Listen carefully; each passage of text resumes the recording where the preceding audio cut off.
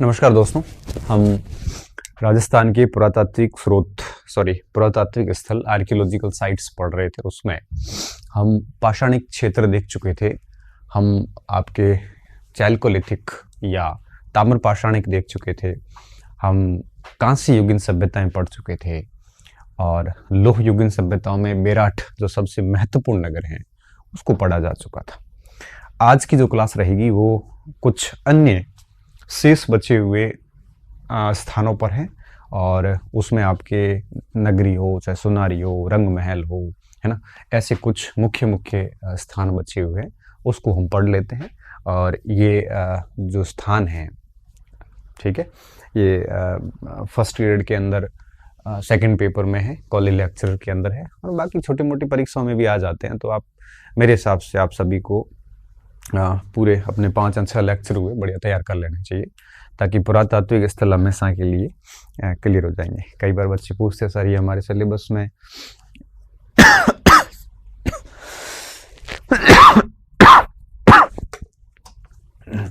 कौन याद कर रहा है?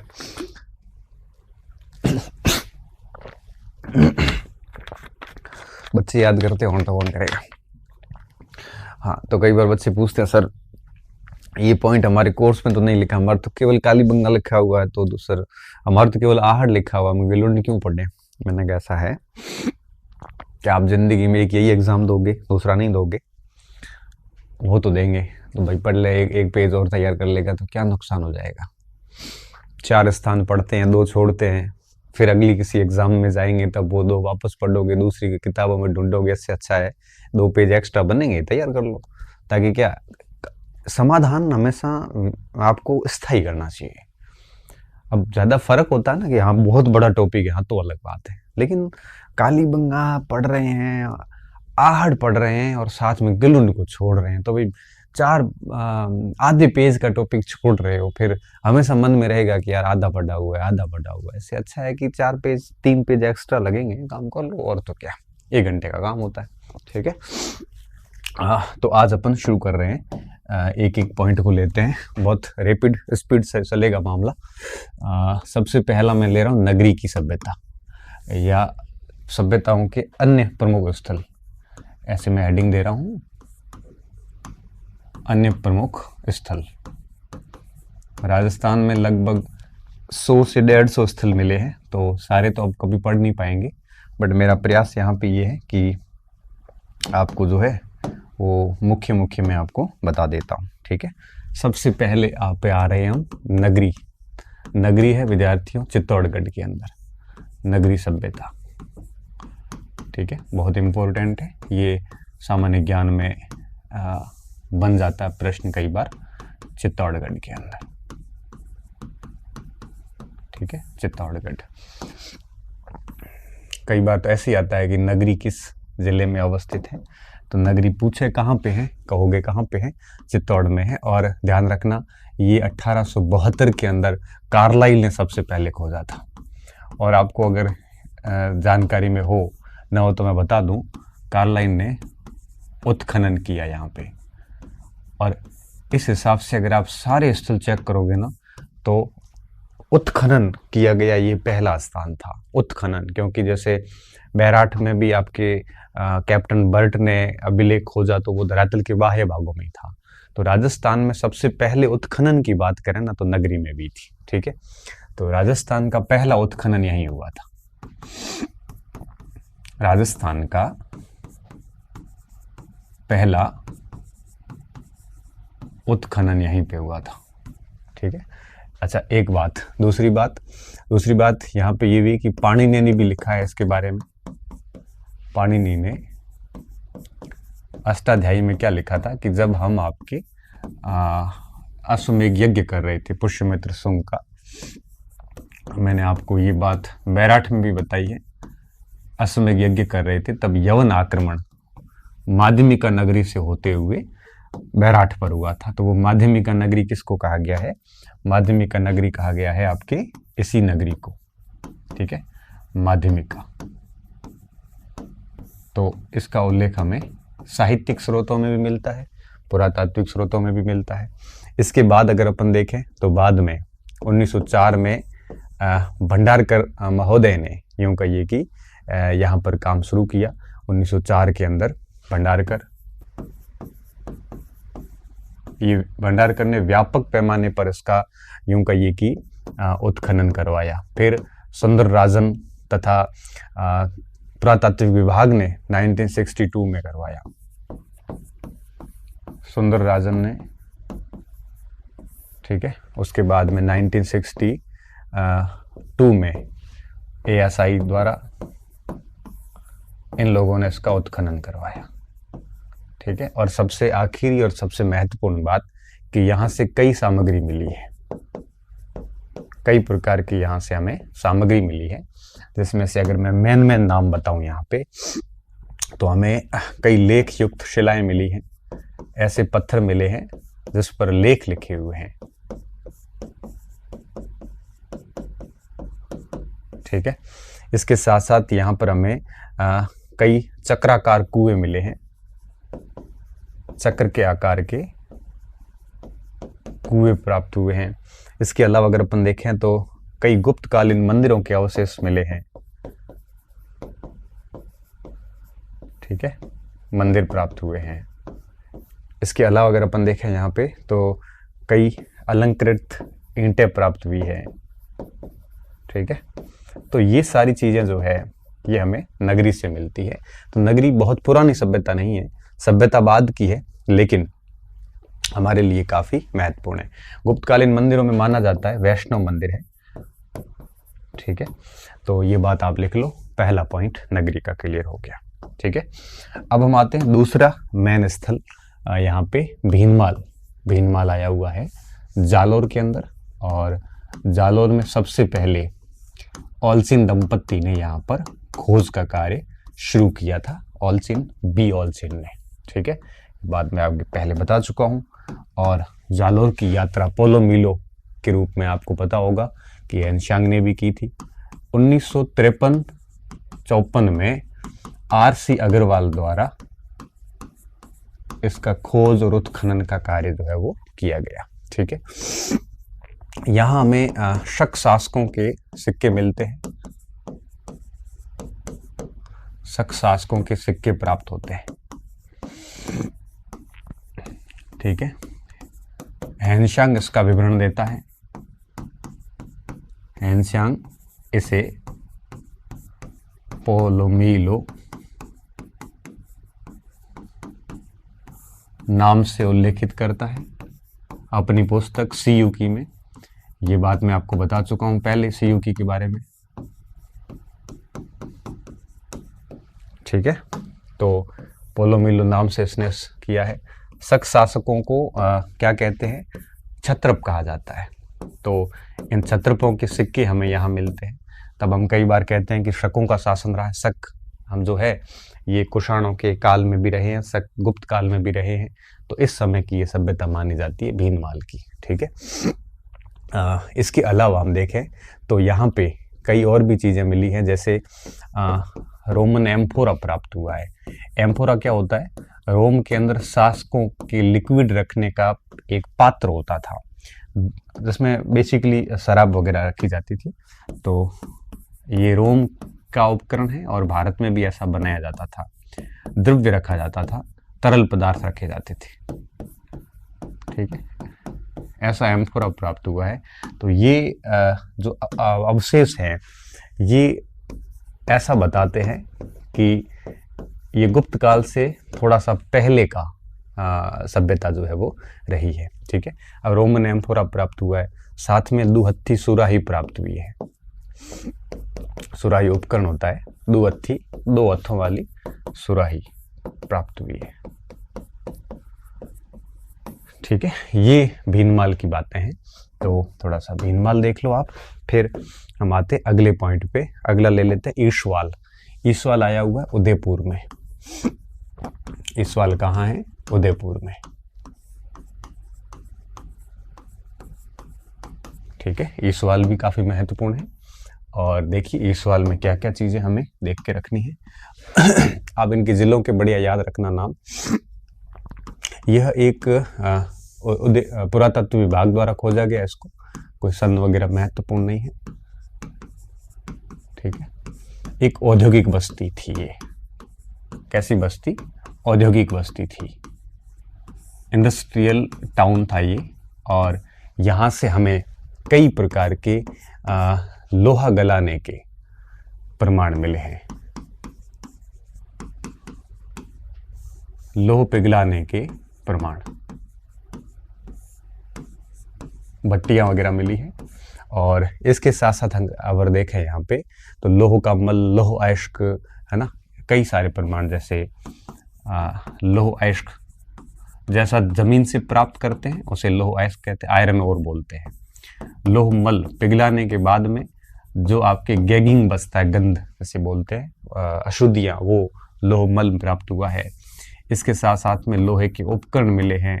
और ऐसा लगता है कि 2000 साल तक लगातार यहाँ पे लोहे का काम हुआ है। ठीक है, 2000 वर्षों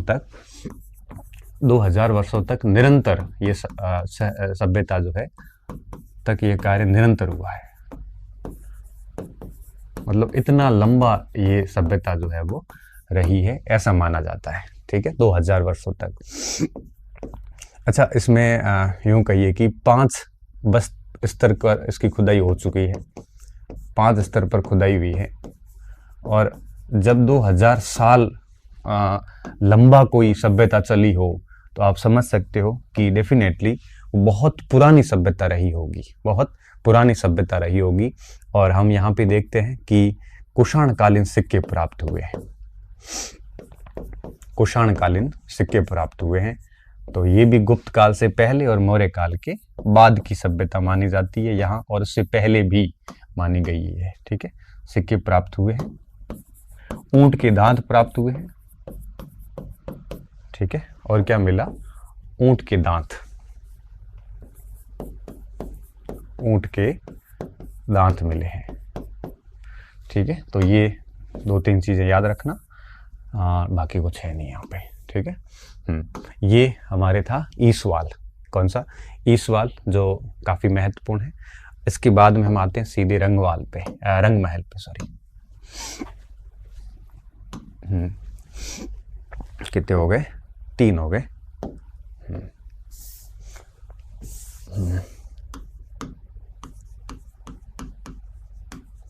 रंग महल कालीबंगा के पास में ही है, हनुमानगढ़ के अंदर।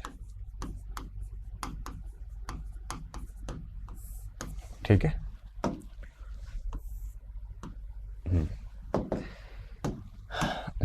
देखो रंग महल में क्या याद रखोगे आप? इसकी खोज 1952 से 54 के बीच में हुई थी। आपकी एक स्वीडिश यूनिवर्सिटी है, वहां हन्ना राइड के नेतृत्व में हुई थी। में स्वीडन के विश्वविद्यालय के प्रोफेसर हन्ना राइड के नेतृत्व में, हन्ना राइड के नेतृत्व में हन्ना राइड के नेतृत्व में और होल्गर अर्बमैन व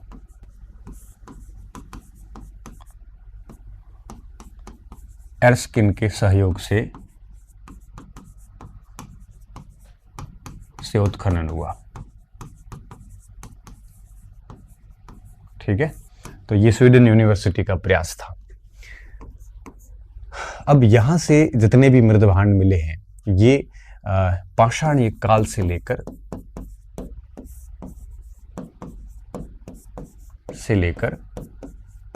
मौर्य काल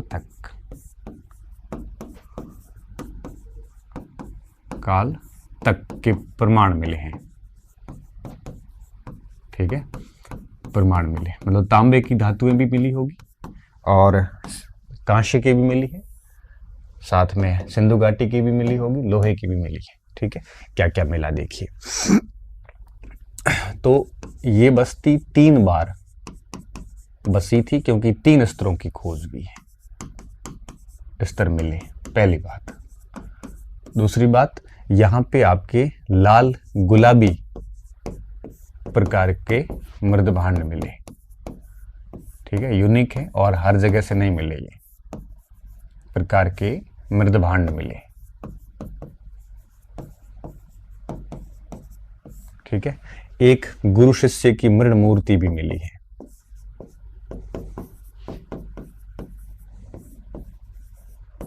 की मृण मूर्ति प्राप्त हुई है।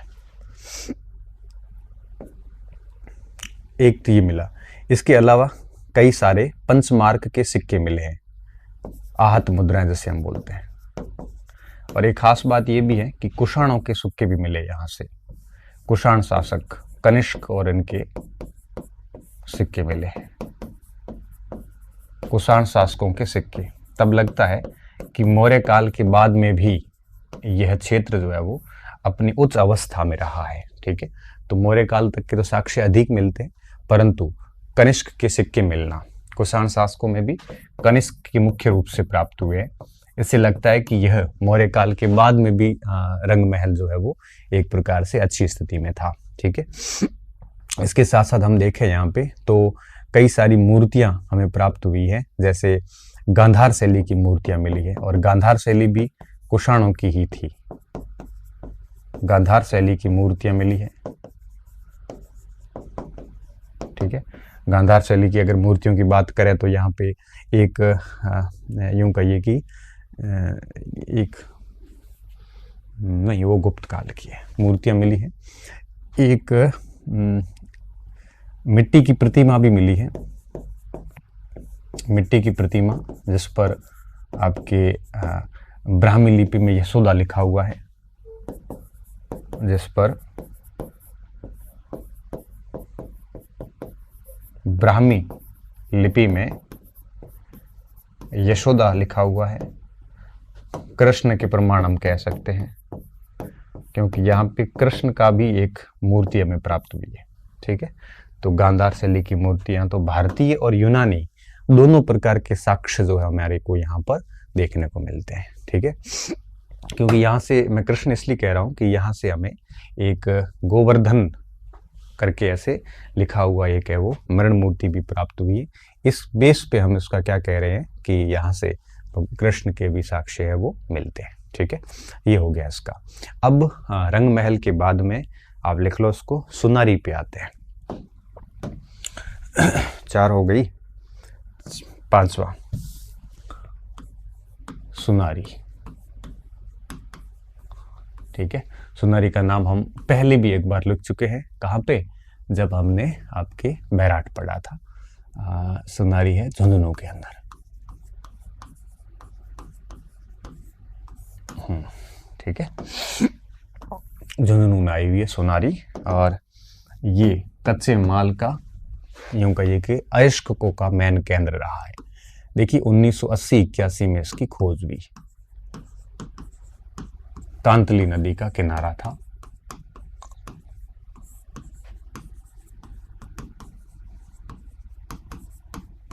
ठीक है, झुंझुनू जिला तो आ ही गया, और यहां पर हमें प्राचीनतम लोह भट्टियां प्राप्त हुई है। यहां से निम्न साक्ष्य मिले, ऐसा सीधा ही लिखते हैं, यहां से निम्न साक्ष्य मिले। ठीक है, क्या क्या मिला? लोह पिघलाने की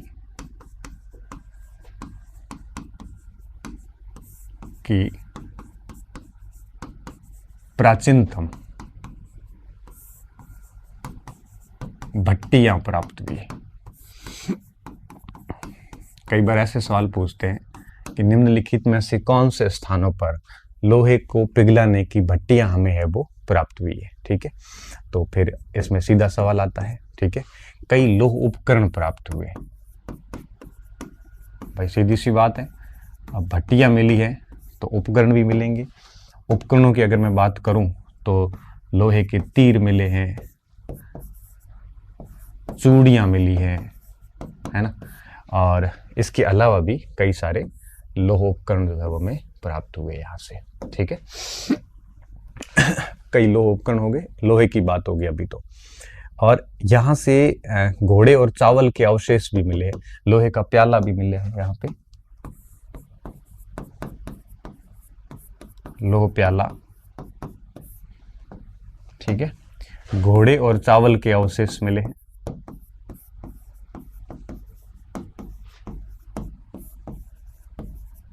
चावल के अवशेष भी मिले हैं यहाँ से, लोह उपकरण, ठीक है।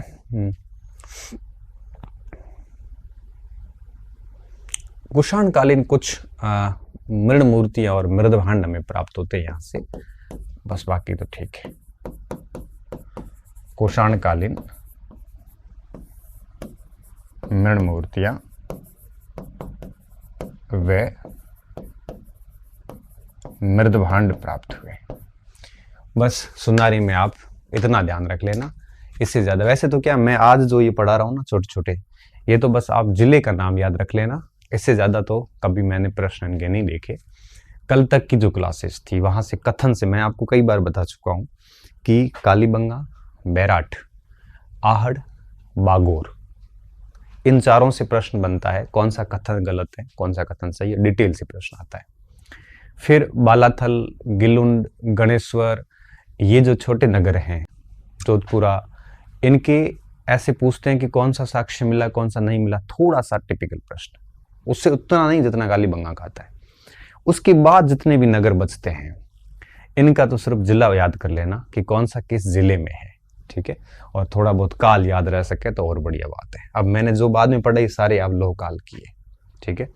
पहले अब मैंने जैसे जैसे क्लास ली है ना वैसे वैसे इसका काल आप सेट कर दोगे तो ये सेट अपने आप ही हो जाएगी, ठीक है। छठे नंबर पे आते हैं, नोह पे आते हैं। छठे नंबर पे लेते हैं भरतपुर के अंदर नोह की सभ्यता,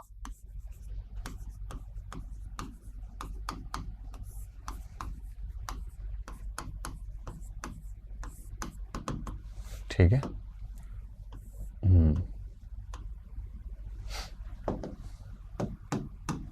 नोह सभ्यता भरतपुर की, और यहाँ पे आपके 1963-64 में आरसी अग्रवाल ने यहाँ पर काम किया, ठीक है। राजस्थान के अधिकांश स्थल आरसी अग्रवाल की है, और यहाँ से जो साक्ष्य मिले हैं वो लगभग आपके यूं कहिए कि ताम्रकाल से लेकर यहाँ से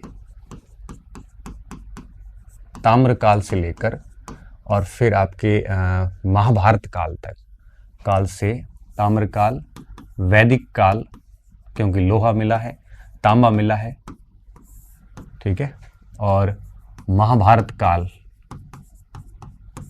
के साक्ष्य मिले हैं, तक के साक्ष्य मिले हैं, ठीक है। तो तीन सभ्यताओं के साक्ष्य सीधे तौर पे हमें देखने को मिलते हैं यहाँ पे, ठीक है। अब देखिए, तो ये बात हो गई, तो इस हिसाब से हम कह सकते हैं इनका 11वीं शताब्दी से लेकर 11वीं शताब्दी BC, ईसा पूर्व टू 9th BC तक, ठीक है। इस काल तक यह सभ्यता प्रचलन में रही होगी। उसके बाद में देखिए क्या हुआ, यहां से निम्न प्रमाण मिले हैं, यहां से निम्न प्रमाण मिले,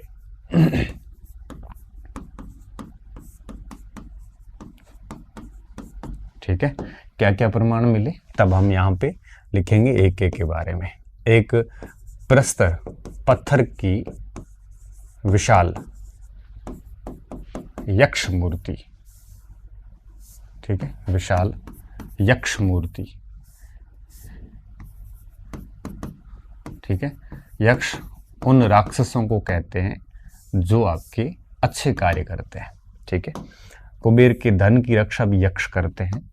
ये प्रस्तर की है, पॉलिशदार है, तो माना जाता है कि मौर्य काल की होगी, क्योंकि यक्ष की मूर्तियां सामान्यतः मौर्य काल में बनाई गई, बहुत ही बेडोल मूर्तियां होती थी, और इसको जाख बाबा भी कहा जाता है, जाख बाबा कहा जाता है स्थानीय भाषा में यक्ष को क्या कहा जाता है? कहा जाता है जाख कहा जाता है।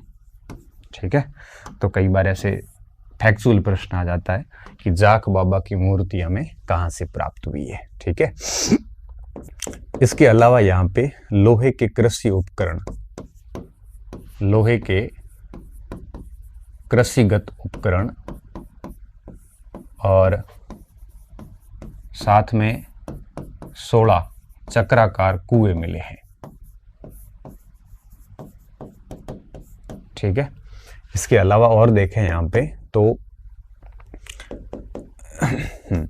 यहाँ पर हमें कई प्रकार के मृदभांड मिले हैं, जिसमें आपके काले व लाल मृदभांड सर्वाधिक है।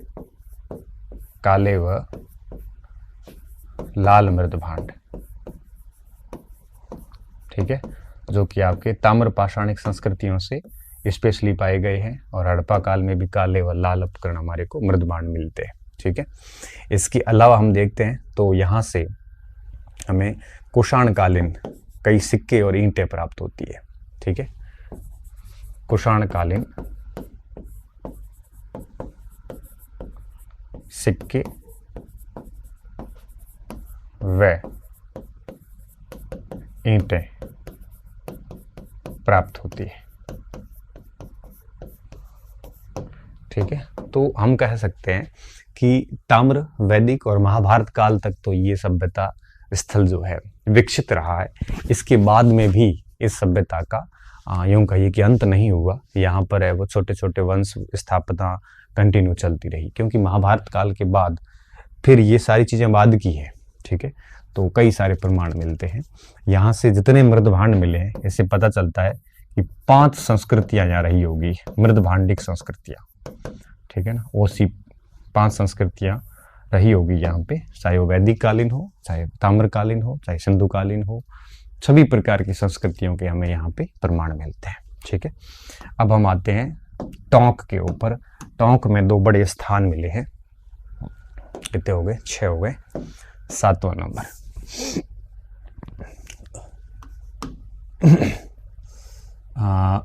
नगर सभ्यता। नगर और नगरी कंफ्यूज मत होना। ठीक है, नगर सभ्यता है टोंक के अंदर,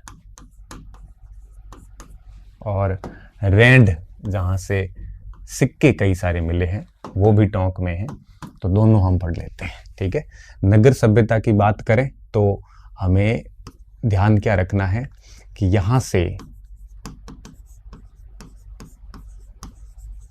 6000 मालव शैली, मतलब मालवा टाइप की शैली के सिक्के मिले हैं। इस कारण इसको मालव सभ्यता भी कहते हैं या मालव नगरी भी कहते हैं।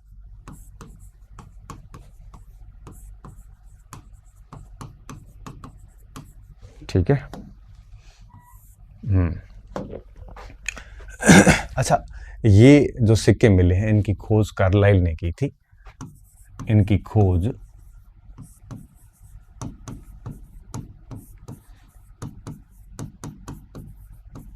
कार्लाइल द्वारा की गई।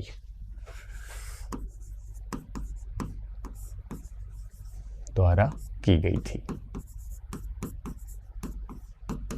ठीक है, कार्लाइल द्वारा की गई थी। अब महाभारत में मालव के नाम मिलते हैं, और महाभारत में कहा गया है कि मालव की राजधानी कारकोट थी। कारकोट वंश भी कई बार हम बोलते हैं। तो कई बार कार्लाइल ने ये बात भी उल्लेखित की है कि संभवतः ये नगर क्षेत्र कारकोट ही होगा। संभवतः यह कारकोट होगा। कारकोट क्या था? प्राचीन कालीन मालव जनपद की राजधानी।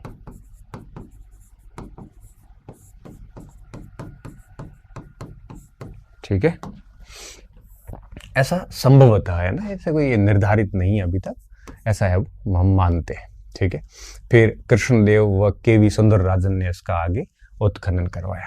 कालांतर में कृष्णदेव व सुंदरराजन द्वारा उत्खनन करवाया गया।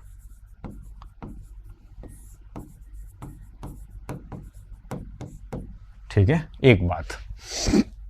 इसके अलावा हम यहाँ पे देखें तो कई प्रमाण मिले हैं। अब कई प्रमाण मिले हैं, कौन से मिले हैं थोड़ा ये देख लेते हैं, फिर अपन आगे बढ़ते हैं। अगर हम प्रमाणों की बात करें तो हमें यहाँ पे कई गुप्तकालीन पत्थर से बनी हुई मूर्तियां प्राप्त होती हैं। गुप्तोत्तर, गुप्तकालीन भी हैं और गुप्तोत्तरकालीन, गुप्त के बाद के काल की प्रस्तर मूर्तियां, जिसमें चाहे आपके वो महिषासुर मर्दिन की मूर्ति हो, है ना, ऐसे कई सारी मूर्तियां हमें यहाँ से प्राप्त होती है। इसके साथ साथ हम अगर देखें तो यहाँ पर हमें कई मटके प्राप्त हुए हैं लाल रंग के, ठीक है, जो शायद अनाज भरने के काम आते होंगे। ठीक है, मटके मिले हैं।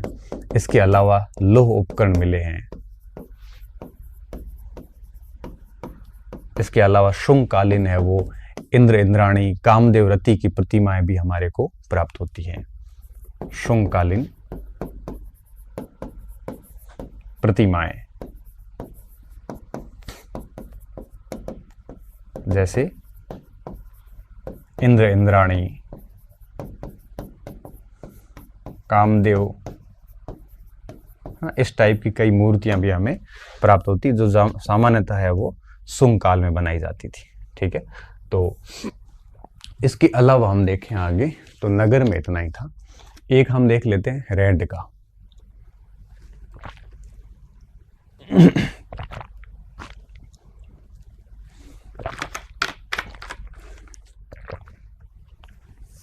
ठीक है,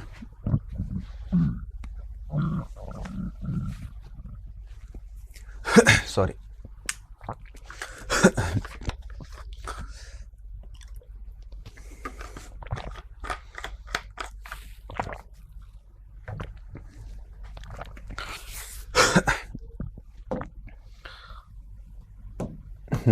नगर के पास में ही है रौंड, रंड बोलते हैं, रेड भी बोलते हैं हम इसको, रेड नाम ही चेंज कर दिया इसका।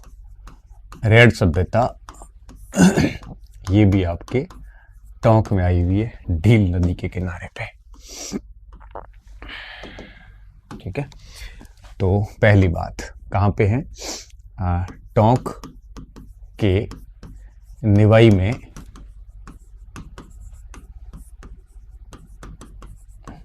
ढील नदी के किनारे।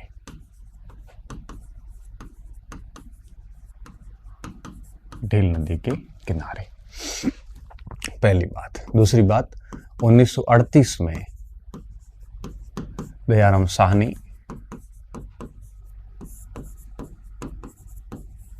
व के.एन. पुरी द्वारा उत्खनन, वैसे इन लोगों का रैंड में भी योगदान रहा है, उसमें सॉरी नगर सभ्यता में भी। अब यहाँ से क्या मिला है हमें, यहाँ से है वो बड़े पैमाने पे सिक्के मिले हैं। ठीक है, और रेड को टाटा नगरी कहते हैं। रेड को प्राचीन टाटा नगरी कहते हैं। ठीक है, टाटा का संबंध भी आपके धातुओं से रहा है और रेड का संबंध भी धातुओं से रहा है। क्यों कहते हैं, इसके पीछे के क्या कारण है। देखिए, यहाँ पर हमें कई मुद्राएं मिली हैं। जैसे हम लिख सकते हैं यहाँ पे, देखो, मालव शासक, ठीक है, मालव के अलावा आपके अपोलोडोटस,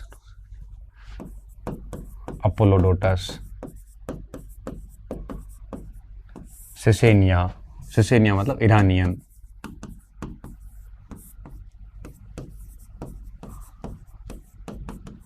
सिसेनिया व भारतीय शासकों की आहत मुद्राएं लगभग 3000 प्राप्त हुई हैं। ठीक है, ये इसीलिए रैंड को है वो प्राचीनतम नगरी कहा जाता है। इसके साथ साथ 3000 प्लस है, वो इससे अधिक ही है, मिल भी रही है। ऐसा मत सोचना 3075 कहीं आ जाए तो कैसा आपने गलत दिखा दिया। दूसरे देखिए, यहाँ से मथुरा कला की कई मूर्तियां प्राप्त हुई है।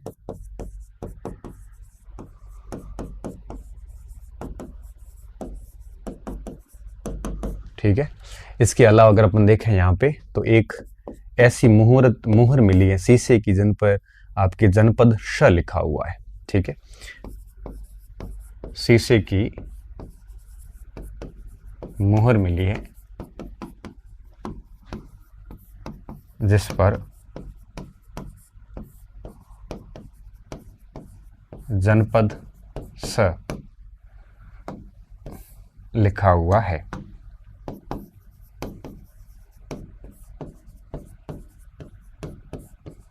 ठीक है, इसके अलावा रैंड से हमें जनपद मरण मूर्तियां तो हो ही गई,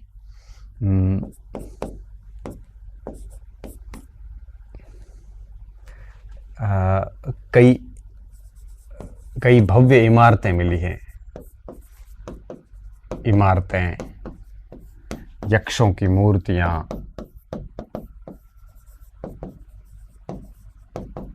है ना, ये सारी चीजें हैं वो यहाँ से हमें रैंड सभ्यता से प्राप्त होती है। ठीक है, तो इनको आप ठीक तरीके से याद कर लेना।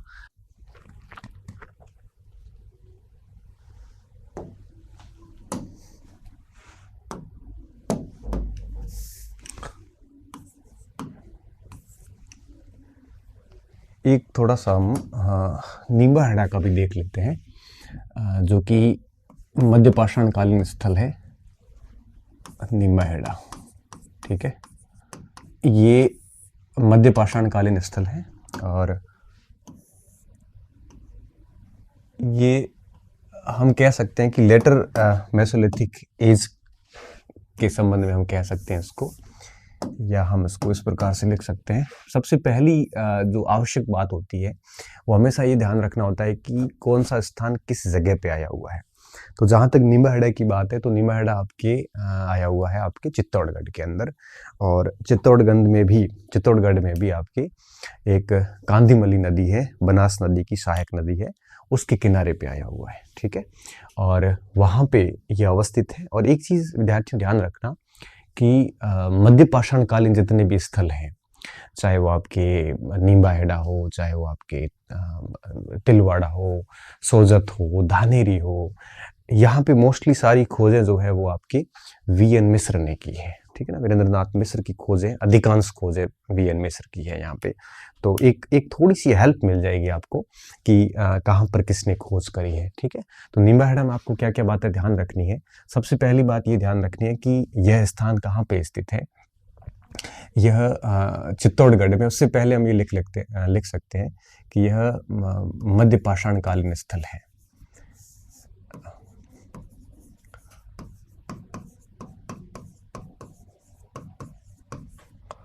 ठीक है, कैसा है, मध्यपाषाण कालीन स्थल है, और इसको अपन ऐसे कह सकते हैं माइक्रोलिथिक क्षेत्र, क्योंकि मैंने आपको पहले भी बताया कि मध्यपाषाण काल की खास बात क्या थी कि यहाँ पे सूक्ष्म उपकरण प्राप्त हुए हैं, माइक्रोलिथ प्राप्त हुए हैं, तो इसलिए इसको माइक्रोलिथिक एज भी कहते हैं। ठीक है, एक बात तो आपको इसमें यह ध्यान रखनी है, और दूसरी बात इसमें क्या ध्यान रखनी है कि यह चित्तौड़गढ़ में अवस्थित है। ठीक है, हम जब भूगोल पढ़ते हैं तो सीमेंट के कारखाने जब पढ़ते हैं तब भी यह बात वापस निकल कर आती है कि कहाँ पे अवस्थित है, ये चित्तौड़गढ़ में अवस्थित है। और अब तीसरा जो सबसे अहम बात है वो है आपके गंभीरी की सहायक नदी कांदीमली या कदमली, ऐसे लिखते हैं, कदमली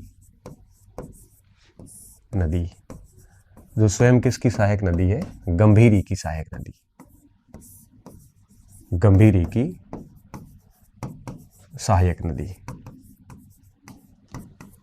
के किनारे अवस्थित है ये। ठीक है, किनारे अवस्थित। अब क्या कि राजस्थान में मध्य पाषाणकालीन कई सारे स्थल है। अकेले जोधपुर जिले में 22 स्थान है। अकेले जोधपुर की मैं बात कर रहा हूँ, जहाँ पे 22 स्थान है वहाँ पे। और पूरे राज्य भर में आप यूं कहिए कि लगभग 70 से 80 स्थान है मेसोलिथिक एज की। कॉलेज लेक्चर में स्पेशली सिलेबस में दिया हुआ है मेसोलिथिक एज का, तो वहाँ से कई सारे स्थान है। ठीक है, तो मोटे मोटे आपको याद रखने हैं।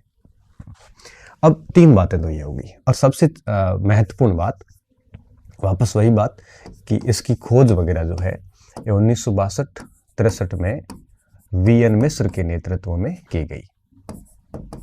किसके? वीएन मिश्र के नेतृत्व में की गई।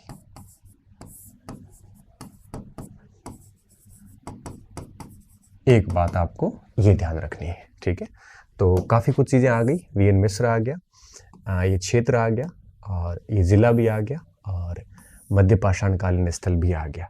अब आखिर में हम एक बिंदु और देखेंगे कि यहाँ पे हमें मिला क्या है। ठीक है, मिला क्या है, तो आपको ज़्यादा लोड नहीं लेना कि मध्य पाषाणकालीन जितने भी स्थल हैं वहाँ पे ब्लेड है, फ्लैक है, ऐसे कई सूक्ष्म उपकरण प्राप्त हुए हैं। तो मध्य पाषाणकालीन जितने भी स्थान आएंगे वहाँ हर स्थान पे आपके माइक्रोलिथ प्राप्त हुए हैं। ठीक है, वो जनरली पूछते नहीं है इतना। इनका प्रश्न ऐसे ही बनता है कि कौन सा किस जिले में है, या ये बनता है कि कौन सा मध्य पाषाण का स्थल है या कौन सा पुरा पाषाण का स्थल है। तो इसमें क्या क्या मिला देखिए। तो इसमें हम देखेंगे कि यहाँ से निम्न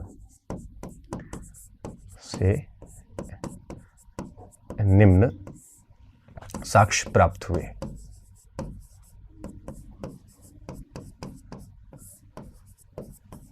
आपने धारेश्वर जलप्रपात सुना होगा, तो धारेश्वर की यहाँ पे कई सारी गुफाएं हैं, और एक तो मिले हैं सूक्ष्म उपकरण माइक्रोलिथ। ठीक है, क्या? सूक्ष्म उपकरण, जिसमें ब्लेड है, फ्लैक है ना, ये सारी चीजें।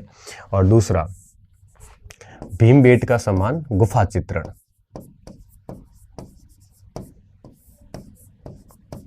समान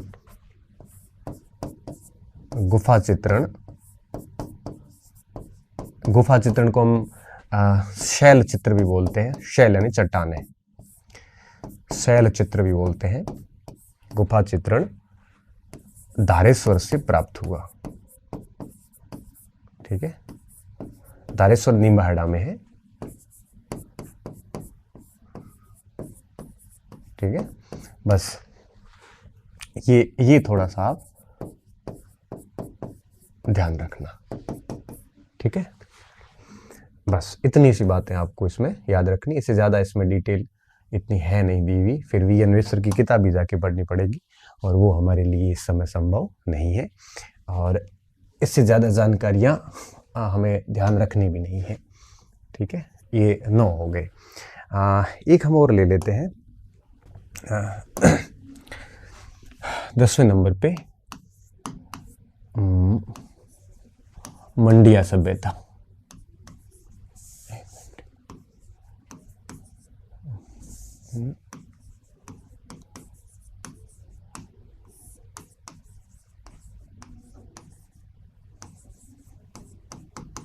ठीक है, पी साइलेंट रखा है, मंडिया सभ्यता।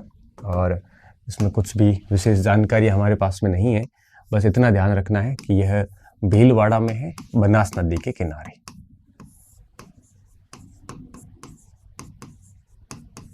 बनास नदी के किनारे।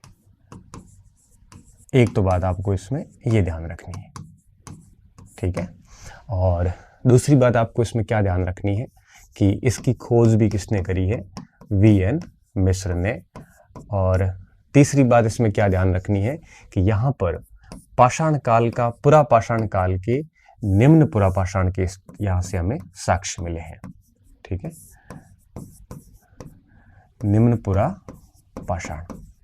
ठीक है, जैसे अपन लोअर पैलियोलिथिक एज बोल सकते हैं पाषाण, व मध्य पाषाण के उपकरण मिले हैं। ठीक है, उपकरण मिले हैं। बस इतना सा आपको ध्यान रखना है। तो ये मध्य पाषाण का भी स्थल है, और नवपाषाण का भी है, ठीक है। निम्नपुरा पाषाण का। ये 10 हो गए मंडिया के साथ में। इसके अलावा यहाँ पे कुछ रहा नहीं। एक इस मध्य पाषाण का एक धानेरी स्थान भी है पाली के अंदर, वो भी थोड़ा सा हम लिख लेते हैं। धानेरी, ठीक है, धानेरी।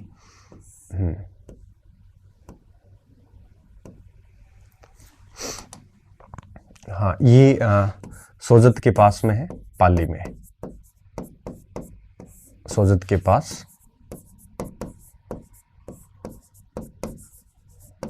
पाली में अवस्थित है, ठीक है, पहली बात। और वापस वही वीएन मिश्र, और ये भी आपकी मध्य पाषाणिक स्थल है। मध्य पाषाण और निम्नपुरा पाषाण के यहाँ से प्रमाण मिलते हैं, ठीक है। तो ये आपको थोड़ा सा ध्यान रखना है। और ये हो गए मुख्य स्थान यहाँ पे, ठीक है। अब कुछ अन्य टेबल बना देते हैं, एक टाइम बड़ा है, और फिर हमें वो अन्य कुछ स्थानों के नाम और ज़िले का नाम याद हो तो ठीक है, आप कर लेना। अन्यों में जैसे कई सारी तो मैंने बताई दी है, लेकिन जैसे मुझे लगता है भरतपुर का मलाह, एक मिनट,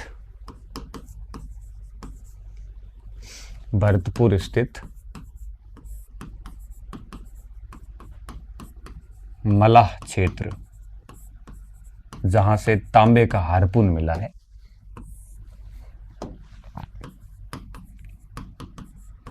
से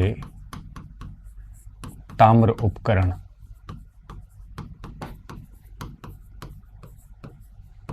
ठीक है, मलाह क्षेत्र। इसके अलावा अगर अपन देखें तो नागौर जिले के अंदर कुराड़ा, ठीक है, नागौर जिले में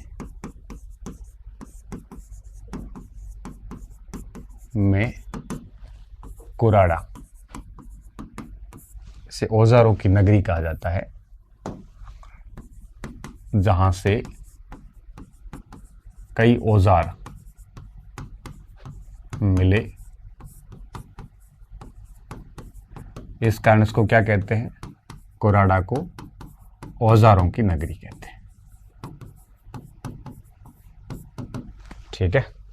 और देखें यहाँ पे तो मलाह हो गया, कुराड़ा हो गया, एक किराड़ौत और भी है जयपुर के अंदर, जहाँ तांबे की चूड़ियाँ हमें प्राप्त होती है। जयपुर स्थित किराड़ौत,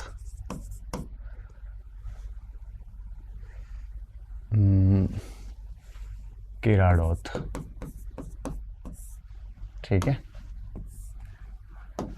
से एक कांस्य नर्तकी की मूर्ति मिलती है, जो मोहनजोदड़ो से भी प्राप्त हुई है। नर्तकी और कई ताम्र मूर्तियां मिली है, ठीक है। एक सौथी संस्कृति हम भूल रहे हैं, सौथी, ठीक है। सौथी कहाँ पे है? सौथी संस्कृति है बीकानेर के अंदर, ठीक है, बीकानेर में। इसको हड़प्पा पूर्व की संस्कृति माना जाता है। और क्या कहते हैं इसको, इसका खोज भी आपके इसने अमलानंद घोष ने की थी, अमलानंद घोष ने की थी खोज इसकी।